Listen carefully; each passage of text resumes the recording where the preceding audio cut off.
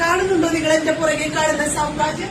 Means ഇതെന്റെ റൂമാണ്. കാണണം, നോക്കി കട്ടിലേക്ക് കണ്ടത്. കഴുകിയത് ഏതാണ്, കഴുകാത്തത് ഏതാണ്, ബ്രാ എടുക്കുന്നുണ്ടൊക്കെ കിടക്കുന്നുണ്ടൊക്കെ എന്തൊക്കെയാണ് നിൽക്കുന്നത് നമ്മള്.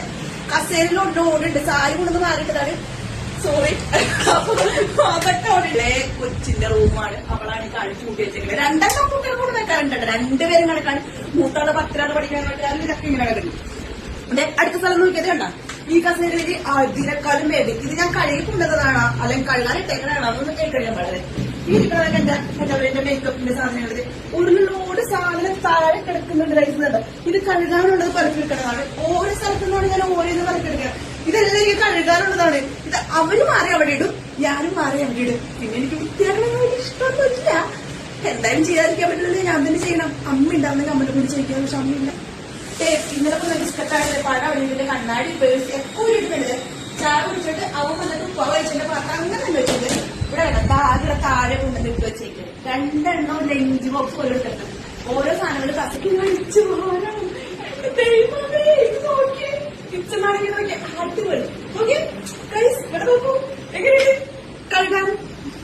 എന്നെ കൊണ്ട് പറ്റത്തില്ല കഴുകാൻ. എനിക്ക് വയ്യ കഴുകാൻ. ഇത് ദൈവമേ ഇതൊക്കെ ഞാനിങ്ങനെ കഴുകുന്നാണ്. ഇത് നോക്കിയ എന്റെ പാൻറ്റീസാണ് മുഴുവൻ കിടക്കുന്നത്. പാൻറ്റീസ് കണ്ട് ബഹളമാണ്. അത് ശരിയാക്കണം, അത് കഴുകണം. ഇത് പിറകെ കൂട്ടിക്ക് പക്ഷെ ഉണ്ടാവും വാഷ്റൂമിന്റെ അടുത്തേക്ക് കൊണ്ടിടണം. ഒരാളവിടെ കിടന്ന് ഉറങ്ങുന്നുണ്ടായിരുന്നു. ക്ലാസ്സും കഴിഞ്ഞ് മഴയിൽ അങ്ങനെ കിടന്ന് ഉറങ്ങി. അങ്ങനെ നോക്കി ഇങ്ങനെ നോക്കി നിങ്ങൾ മുഴുവൻ ഈ കണ്ട മഴ മുഴുവൻ പെഴുതിട്ട് എന്റെ പിള്ളേരെ AC വിട്ടാണ് കിടന്നത്. എന്ത് പറയാനാണ്. ടേബിളിന്റെ പോയി ഈ കണ്ട ടിഷ്യൂ കൂടെ എന്റെ വർക്കിന്റെ ടിഷ്യൂ ആണ്. എല്ലാം എടുത്തത് ഇതിന്റെ അടിയിലൊക്കെ ഇവിടെ പാലിച്ചിട്ടുണ്ട്. എങ്ങനെയുണ്ട്? പിന്നെ ഞാൻ വിചാരിച്ചു എന്റെ മക്കളല്ലേ മത്തം കുറ്റാവും നമ്മളെപ്പോലെ ഇങ്ങനെയല്ലേ ആവുള്ളൂ. ഞാനാ മടിച്ചാണ്. അങ്ങനെ തന്നെയാണ്.